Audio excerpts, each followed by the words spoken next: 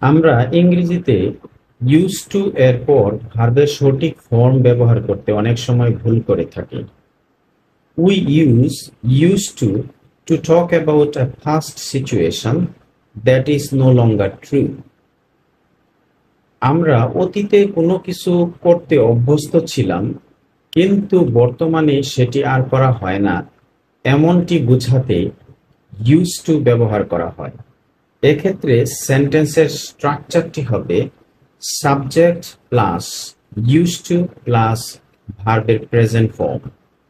যেমন, I use to swim in the pond. আমি পুকুরে সাঁতার কেটে অভ্যস্ত ছিলাম।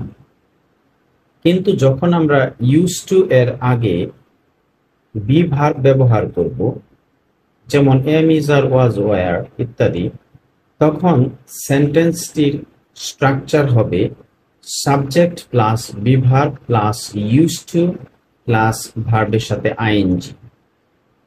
যেমন, I am use to studying in the morning. আমি সকালবেলা পড়াশোনা করতে অভ্যস্ত।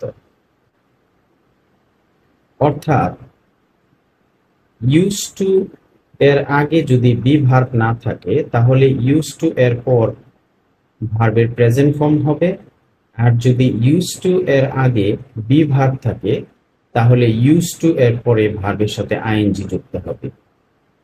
সুতরাং ইউজ টু এর পর ভার্বের সঠিক ফর্ম ব্যবহার করে আমরা শুদ্ধভাবে ইংরেজি বলতে পারি এবং লিখতে পারি। ধন্যবাদ সবাইকে।